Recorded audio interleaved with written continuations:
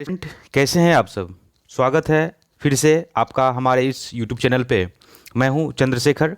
जैसा कि आप देख रहे हैं, लगातार एक नए फॉर्मेट में एक नए एपिसोड की श्रृंखला जो शुरू की गई है, जो बीपीएससी एग्ज़ाम में बिहार स्पेशल यानी कि बिहार इतिहास से जो भी 20 से 25 प्रश्न पूछे जाते हैं, वो आप हमारे साथ जुड़कर आप बीपीएससी बिहार हिस्ट्री में एक भी प्रश्न नहीं छोड़ेंगे, ये मैं गारंटी से कह सकता हूँ। खासकर ये 66वीं बीपीएससी जिसका नोटिफिकेशन बहुत जल्द आने वाला है, तो आप अतः तुरंत तैयार हो जाइए। और चूंकि समय जाने के बाद फिर दोबारा आता नहीं है, इसलिए अभी लॉकडाउन चल रहा है और इसका आप भरपूर फ़ायदा उठाइए घर पे रहते हुए, ठीक है। तो आप देखिए, बिहार इतिहास में जो आज हम लेके आए हैं पार्ट 5 में, इसमें आप पढ़ेंगे मौर्योत्तर बिहार और गुप्तकालीन बिहार। इसके पहले मैं 4 पार्ट जो है आपके चैनल पे डाल दिया हूँ, आप चाहें तो आप देख सकते हैं अगर जिसका छूट गया है। और निश्चित रूप से देख ही लें, क्योंकि एग्ज़ाम में बहुत फ़ायदा होने वाला है। अब की बार दोस्तों 125 प्लस, पीटी में 125 प्लस, इससे कम सोचना ही नहीं है, ठीक है। भले इसका मार्क्स जो है मुख्य एग्जाम में नहीं जुट पाता, फिर भी 125 का टारगेट अगर हम लेके चलें तो आप निश्चित रूप से, आप किसी भी कैटेगरी में हो, आप उत्तीर्ण हो सकते हैं, ठीक है। तो इससे पहले कि हम ये टॉपिक को शुरू करें, तो सबसे पहले मैं 4 पार्ट के बारे में बता दूं। जो सबसे पहला पार्ट का मेरा वीडियो था वो इतिहास का स्रोत था, ठीक है। उसके बाद पूर्व ऐतिहासिक काल था। नेक्स्ट में ऐतिहासिक काल का आरंभ हुआ, महाजनपद हुआ, जैन धर्म हुआ, बौद्ध धर्म हुआ, मगध साम्राज्य का उत्थान हुआ और मौर्य साम्राज्य हुआ। उसके बाद मैं आज आपके सामने जो लेके आया हूँ, इसमें आप देख रहे हैं एक मौर्योत्तर बिहार है और दूसरा गुप्तकालीन बिहार है, ठीक है। तो अब की बार बीपीएससी में एक सीट कन्फर्म, ठीक है। तो अभी आप सब्सक्राइब करें हमारे इस चैनल को और जुड़ जाएं आप हमसे, ठीक है। तो आइए सबसे पहले हम स्टार्ट करते हैं मौर्योत्तर बिहार का पहला क्वेश्चन। इसमें देखेंगे, इसमें दिया हुआ है मौर्य साम्राज्य के उपरांत मगध पर किस वंश का शासन स्थापित हुआ। तो जैसा कि आप जानते हैं कि मौर्य साम्राज्य पर जो मौर्य शासन जो है टोटल 137 वर्ष तक रहा। मौर्य शासन जो है टोटल 137 वर्ष तक रहा। और भागवत पुराण के अनुसार मौर्य वंश 10 राजा हुए। ये मौर्य साम्राज्य में जो है 10 राजा हुए, जबकि वायु पुराण के अनुसार टोटल मौर्य साम्राज्य में 9 राजा हुए, ठीक है। तो इसका उत्तर क्या हो जाएगा? शुंग वंश। चूंकि मौर्य साम्राज्य का अंतिम शासक का हत्या करके पुष्यमित्र शुंग ने 185 ईसा पूर्व में, 185 ईस्वी पूर्व में पुष्यमित्र शुंग ने मगध पर शुंग वंश का नींव डाला था। तो ऑप्शन क्या हो जाएगा इसका? ऑप्शन नंबर बी, शुंग वंश, ठीक है। अगला क्वेश्चन देखते हैं, शुंग वंश का संस्थापक कौन था? तो शुंग वंश का संस्थापक जो है ये पुष्यमित्र शुंग। पुष्यमित्र शुंग का जो शासनकाल था 185 ईस्वी से 149 ईस्वी तक रहा। दोस्तों, पुष्यमित्र शुंग जिसने मगध पर जो शुंग वंश का नींव डाला, स्थापना किया, वो ब्राह्मण जाति का था। और शुंग वंश शासकों ने अपनी राजधानी जो है वो विदिशा में स्थापित किया। इंडो यूनानी शासक मिनांडर ने पुष्यमित्र शुंग को, ये क्या कहते हैं, इंडो यूनानी शासक मिनांडर को पुष्यमित्र शुंग ने पराजित किया। और भरहूत स्तूप, कई बार पूछता है, भरहूत स्तूप का निर्माण जो है यही पुष्यमित्र शुंग ने किया, जो शुंग वंश का संस्थापक था। ऑप्शन नंबर ए, ठीक है। नेक्स्ट क्वेश्चन देखेंगे, किस शुंग शासक ने पाटलिपुत्र में स्थित ककुटराम बिहार को 3 बार नष्ट करवाने का प्रयत्न किया था? तो ये Pushyamitra Shunga. Option number C, Pushyamitra ने ब्राह्मण धर्म का पुनरुद्धार तथा बौद्धों के साथ उत्पीड़क और आक्रामक व्यवहार किया था, ठीक है। नेक्स्ट में देखेंगे कि पाटलिपुत्र पर यवन डेमेट्रियस का आक्रमण किस वंश के शासकों के समय में हुआ था? तो ये शुंग वंश के शासकों के समय में हुआ था। ऑप्शन नंबर डी, पाटलिपुत्र पर डेमेट्रियस का आक्रमण जो हुआ था वो 185 ईसा पूर्व में हुआ था। Option number A. ब्राह्मण मगध पर प्रथम ब्राह्मण राज स्थापित किया था किसने? पुष्यमित्र शुंग ने, शुंग वंश के साथ। ठीक है, मगध पर जो है ब्राह्मण राज स्थापित किया था ये आपका पुष्यमित्र शुंग, जो शुंग वंश का संस्थापक था। ठीक है, option number C. Next question देखेंगे, शुंग वंश के पतन के बाद मगध पर किस वंश का शासन स्थापित हुआ? तो किस वंश का शासन हुआ स्थापित? कण्व वंश के बाद। चूंकि शुंग वंश का अंतिम शासक जो था वो देवभूति था। शुंग वंश का अंतिम शासक कौन था? देवभूति। इसकी हत्या करके 73 ईसा पूर्व में वासुदेव ने इसका हत्या किया और मगध पर कण्व वंश का स्थापना किया। ठीक है, अगला देखेंगे, कण्व वंश का संस्थापक कौन था? तो कण्व वंश का संस्थापक कौन होगा? वासुदेव। शुंग वंश का अंतिम शासक देवभूति का हत्या कर उसके सचिव वासुदेव ने मगध के कण्व वंश पर नींव डाला था, मगध में कण्व वंश का नींव डाला था। ठीक है, कण्व वंश की सत्ता समाप्त की किसने समाप्त की? आंध्र सातवाहन वंश ने। तो ये कण्व वंश का जो अंतिम राजा था सुशर्मा, कण्व वंश का अंतिम राजा कौन था? सुशर्मा। सिमुक ने 60 ईस्वी पूर्व में सुशर्मा की हत्या कर दिया और सातवाहन वंश की स्थापना किया। सातवाहन, जिसको आंध्र वंश के नाम से भी जानते हैं, शासकों ने अपनी राजधानी जो है प्रतिष्ठान गोदावरी नदी के किनारे में स्थापित किया। और यह प्रतिष्ठान कहाँ है? तो महाराष्ट्र के औरंगाबाद जिले में। ठीक है, आइए नेक्स्ट में देखेंगे कि कण्व वंश के उपरांत पाटलिपुत्र पर कुछ समय के लिए किस वंश के राजाओं ने शासन किया? तो मित्र वंश के राजाओं ने कुछ समय के लिए ये शासन किया था। नेक्स्ट में देखेंगे, शुंग कला के उत्कृष्ट नमूने बिहार के किस स्थान से प्राप्त होते हैं? तो ये बोधगया जो गया जिले में है।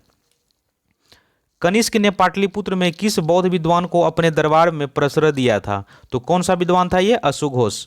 कनिष्क पाटलिपुत्र के राजा को बुरी तरह से परास्त किया तथा हर्जाने के रूप में वह वहां से अशुघोष बुद्ध का भिक्षा पात्र तथा एक अद्भुत मुर्गा ले गया था। ठीक है, तो ऑप्शन नंबर डी अशुघोष। ठीक है, नेक्स्ट में देखेंगे कि मगध पर शासन करने वाले राजवंश का सही क्रम क्या है?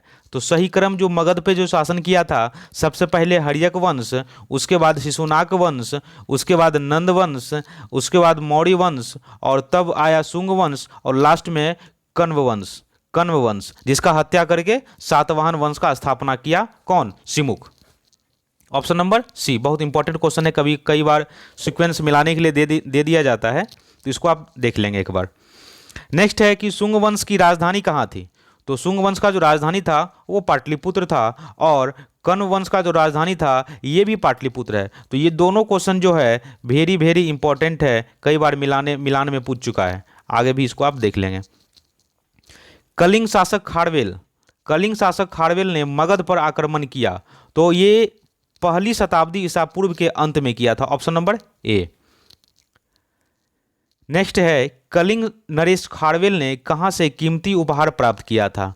तो ये जो कीमती उपहार प्राप्त किया था नरेश खारवेल ने, ये अंग एवं मगध, ये उपहार में क्या लिया था? तो जिन की प्रतिमा और पद चिन्ह ये उपहार में शामिल था। ठीक है, नेक्स्ट देखेंगे कि कुषाण साम्राज्य के पतन के बाद संभवतः मगध पर शासन किसका रहा? तो कुषाण साम्राज्य का पतन हुआ, उसके बाद मगध पर जो है लिच्छवियों का शासन रहा। किसका रहा? लिच्छवी का। वेरी वेरी इंपॉर्टेंट क्वेश्चन है, देख लेंगे। कुछ इतिहासकारों के अनुसार मगध पर शक मुंडनों ने का नियंत्रण हो गया था। ठीक है, आइए अगला क्वेश्चन देखेंगे। गार्गी संहिता में पाटलिपुत्र पर यवनों के आक्रमण का उल्लेख जो है यह आक्रमण किसके शासनकाल में हुआ था? तो पुष्यमित्र शुंग के शासनकाल में हुआ था। गार्गी संहिता में पाटलिपुत्र पर यवन का आक्रमण इसका उल्लेख मिलता है, तो यह आक्रमण किसके समय में हुआ था? पुष्यमित्र शुंग के समय में हुआ था। बहुत इंपॉर्टेंट है। प्रसिद्ध बौद्ध विद्वान था कौन? अशुघोष। को प्रश्रय देने वाला शासक कौन था? यही आपका कनिष्क। ठीक है, अब देखते हैं गुप्तकालीन बिहार। दोस्तों, बीपीएससी में एक सीट कंफर्म, आप अभी जुड़ जाइए हमसे, क्योंकि अभी लॉकडाउन चल रहा है और इसका फ़ायदा आप घर में जरूर उठाइए। ठीक है, गुप्तकालीन बिहार। सबसे पहला क्वेश्चन है कि चंद्रगुप्त प्रथम का राज्याभिषेक हुआ था, देखिए, गुप्त काल जो है, गुप्त साम्राज्य का उदय जो है तीसरा शताब्दी में हुआ था। तीसरा तीसरा शताब्दी में हुआ था, कि तीसरा शताब्दी के अंत में हुआ था। कहाँ हुआ था? प्रयाग के निकट कौशाम्बी में हुआ था। और गुप्त वंश का संस्थापक जो है श्री गुप्त को माना जाता है, जिसका कार्यकाल 240 से 280 ईस्वी के बीच में रहा है। उसके बाद श्री गुप्त का जो उत्तराधिकारी था वो घटोत्कच था, जो 280 ईस्वी से 320 ईस्वी के बीच में रहा था। और गुप्त वंश का प्रथम महान सम्राट चंद्रगुप्त प्रथम था, जो 320 ईस्वी में गद्दी पर बैठा। ठीक है, तो आइए देखते हैं अगला क्वेश्चन। चंद्रगुप्त के पाटलिपुत्र में राज्याभिषेक और गुप्त वंश की स्थापना का वर्ष जो है 320 ईस्वी। नेक्स्ट है, किस शासक ने वैशाली के लिच्छवी राजकुमारी कुमारदेवी से क्या किया? विवाह किया था। तो वैशाली के लिच्छवी राजकुमारी कुमारदेवी से विवाह किया था, ये कौन हो जाएगा? चंद्रगुप्त प्रथम, जो गुप्त वंश का प्रथम महान सम्राट था और 320 ईस्वी में गद्दी पर बैठा था। अगला देखेंगे कि चंद्रगुप्त प्रथम ने 320 ईस्वी में महाराजधिराज का उपाधि धारण किया था। कई बार पूछा हुआ है कि गुप्त वंश में किसने महाराजधिराज का उपाधि धारण किया था? तो चंद्रगुप्त प्रथम। कब किया था? 320 ईस्वी में, पाटलिपुत्र में। ठीक है, 320 ईस्वी में चंद्रगुप्त ने गुप्त संवत का भी प्रचलन किया था। गुप्त संवत का प्रचलन किसने किया था? चंद्रगुप्त प्रथम ने। नेक्स्ट में देखेंगे, किस शासक ने स्वयं को लिच्छवी दोहित्र कहा? तो समुद्रगुप्त जो है वो खुद को, स्वयं को लिच्छवी दोहित्र कहा। तो आपको मैं बता दूं कि चंद्रगुप्त प्रथम का उत्तराधिकारी समुद्रगुप्त हुआ। ये समुद्रगुप्त हुआ जो 335 ईस्वी में राजगद्दी पर बैठा। और समुद्रगुप्त ने आर्यावर्त के 9 शासक तथा दक्षिणावर्त के 12 शासकों को पराजित किया, और इसी विजय के कारण समुद्रगुप्त को भारत का नेपोलियन कहा जाता है। बहुत इंपॉर्टेंट चीज़ है, इसको आप देख लेंगे, ध्यान में रखेंगे। ठीक है, अगला देखेंगे, बिहार में गुप्त शक्ति के संगठन का श्रेय दिया जाता है किसको? चंद्रगुप्त द्वितीय को। गुप्त शक्ति के संगठन का श्रेय दिया जाता है चंद्रगुप्त द्वितीय को। गुप्त साम्राज्य का जो राजधानी था वो पाटलिपुत्र था। किस शासक से श्रीलंका के राजा मेघवर्मन में गया में एक बौद्ध मठ स्थापित करने की अनुमति मांगी थी? तो समुद्रगुप्त। ठीक है, समुद्रगुप्त जो है वो विष्णु का उपासक था। समुद्रगुप्त संगीत प्रेमी था। और समुद्रगुप्त का दरबारी कवि कौन था? हरिसेन। समुद्रगुप्त का दरबारी कवि कौन था? हरिसेन, जिसने इलाहाबाद प्रशस्ति लेख का रचना किया था। बहुत इंपॉर्टेंट था। ठीक है, नालंदा विश्वविद्यालय का स्थापना का युग है गुप्त वंश। ठीक है, नालंदा विश्वविद्यालय का अगर संस्थापक पूछे तो कौन था? कुमारगुप्त। नालंदा विश्वविद्यालय का संस्थापक कई बार पूछा हुआ है। और नालंदा विश्वविद्यालय किसके समय में स्थापित हुआ था? गुप्त वंश के समय में। किसने किया था? कुमारगुप्त ने किया था। ठीक है, बोध गया के महाबोधि मंदिर की स्थापना हुई थी, ये गुप्त काल में हुई थी। जो महाबोधि मंदिर जो बना था बोध गया में, वो गुप्त काल में ही बना था। ठीक है, नेक्स्ट है कि चीनी यात्री फाहियान कितने समय तक पाटलिपुत्र में रहा? तो ये 3 साल तक जो है ऑप्शन नंबर सी। चंद्रगुप्त द्वितीय के शासनकाल में फाहियान भारत भ्रमण पर आया था। इसका उद्देश्य बौद्ध पांडुलिपियों को क्या करना? प्राप्त करना था। ठीक है, नेक्स्ट है कि आर्यावर्त का संबंध किस नगर से था? तो आर्यावर्त का संबंध जो है वो किस नगर से था? तो पाटलिपुत्र का था। आर्यावर्त का संबंध जो है पाटलिपुत्र से था। Option number D. अगला है कि गुप्त काल की एक सुंदर कृतिके की मूर्ति किस जिले से प्राप्त हुआ है? तो ये शाहाबाद जिले से प्राप्त हुई है। ठीक है, बिहार में 7.5 फीट ऊंची बुद्ध देव की एक पीतल की मूर्ति प्राप्त हुई है। कहाँ से? सुल्तानगंज से। Sultanganj, option number B. Next है, राजगीर के मणिनाग मंदिर कहाँ है?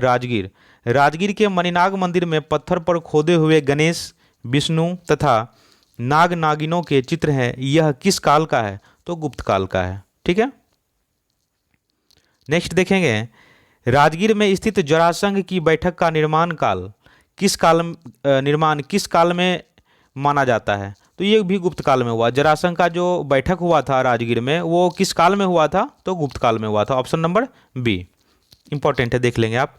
तीर भुक्ति, ये जो तीर भुक्ति है आधुनिक दरभंगा को बोला जाता है। तो तीर भुक्ति का राज्यपाल कौन था? गोविंद गुप्त। तीर भुक्ति का जो राज्यपाल था वो कौन था? गोविंद गुप्त। नेक्स्ट है, बिहार में बौद्ध विहार का प्राचीनतम केंद्र माना जाता है। तो ये नालंदा। बिहार में बौद्ध विहार का प्राचीनतम केंद्र माना जाता है नालंदा। दोस्तों, बीपीएससी का नोटिफिकेशन जो है बहुत जल्द आने ही वाला है, इसलिए समय को आप गवाइए नहीं। और ख़ास करके जब तक आप घर में हैं तब तक आप बिहार का जो 20 से 25 क्वेश्चन पूछता है उसको आप कमांड कर लीजिए, ठीक है। इसके बाद मैं कुछ दिन के बाद करेंट्स का सीरीज भी लेते आऊँगा जो काफ़ी आप लोग को फ़ायदा होगा। तो ठीक है, आप इसलिए हमारे साथ जुड़े रहिए, मैं बीच बीच में सारे इन्फॉर्मेशंस आपको देता रहूँगा, ठीक है। नेक्स्ट है कि नालंदा विश्वविद्यालय किसके लिए प्रसिद्ध था? तो नालंदा विश्वविद्यालय जो था ये बौद्ध धर्म दर्शन के लिए प्रसिद्ध था। नालंदा विश्वविद्यालय जो था वो बौद्ध धर्म दर्शन के लिए प्रसिद्ध था। ऑप्शन नंबर सी, ठीक है। अगला है कि नालंदा में अवस्थित भारतीय विश्वविद्यालय में फाहियान किसके शासनकाल के दौरान आया था? तो ये चंद्रगुप्त विक्रमादित्य, ठीक है। Option number C. नेक्स्ट है कि किसने यह वर्णन किया कि मध्य भारत के सभी देशों के मगध देश में सर्वाधिक नगर थे? धनपतियों ने यहाँ चिकित्सालय बनवाए जहाँ रोगियों को मुफ्त भोजन तथा दवाएं दी जाती थी। तो ये फाहियान ने वर्णन किया था। Option number C. नेक्स्ट है, गुप्त संवत का आरंभ होता है तो 320 ईस्वी में। गुप्त संवत का जो आरंभ होता है 320 ईस्वी में। नेक्स्ट है कि निम्नलिखित शासकों में किसे भारत का नेपोलियन कहा जाता है? तो जैसा कि मैंने पीछे बताया, समुद्रगुप्त को भारत का नेपोलियन बताया जाता है, कहा जाता है। क्यों कहा जाता है? क्योंकि समुद्रगुप्त ने आर्यावर्त के 9 शासक और दक्षिणावर्त के 12 शासकों को पराजित किया और इसी विजय के कारण समुद्रगुप्त को भारत का नेपोलियन कहा जाता है, ठीक है। आगे देखेंगे, सौराष्ट्र और मालवा क्षेत्र की विजय किस गुप्त सम्राट ने किया? तो ये चंद्रगुप्त द्वितीय Vikramaditya. Option number C. Saurashtra और मालवा क्षेत्र विजय किस गुप्त सम्राट ने किया? तो चंद्रगुप्त द्वितीय विक्रमादित्य, ठीक है। नेक्स्ट है कि प्रयाग प्रशस्ति की रचयिता कौन है? तो प्रयाग प्रशस्ति का रचयिता जो है वो हरिसेन को माना जाता है, जो समुद्रगुप्त का दरबारी कवि था। प्रयाग प्रशस्ति हरिसेन कौन था? समुद्रगुप्त का दरबारी कवि था। नेक्स्ट देखेंगे, किस गुप्त सम्राट ने दक्षिण भारत में सफल सैनिक अभियान किए? तो कौन सा गुप्त शासक था? ये समुद्रगुप्त जो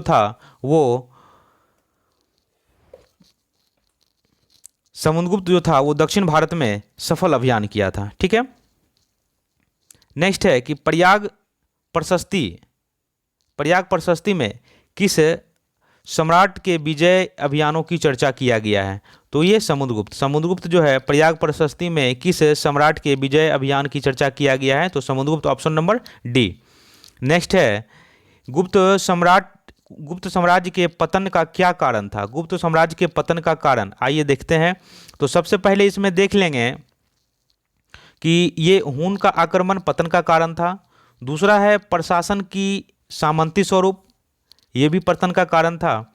और तीसरा जो हुआ वो कमजोर शासक, ये भी पतन का जो है कारण माना जाता है। इसलिए ऑप्शन हो जाएगा 3, 1, 2 एवं 3। हून का आक्रमण, प्रशासन का सामंती स्वरूप, कमजोर शासक, और ये तीनों हो जाएगा गुप्त साम्राज्य के पतन का कारण। चौथा जो है ऑप्शन आर्थिक संकट, ये पतन का कारण नहीं माना जाता है, क्योंकि गुप्त साम्राज्य में आर्थिक स्थिति काफ़ी अच्छी थी, काफ़ी मजबूत थी, ठीक है। नेक्स्ट क्वेश्चन है कि मगध पर मिहिरकुल के आक्रमण किस शासक के समय में हुआ था?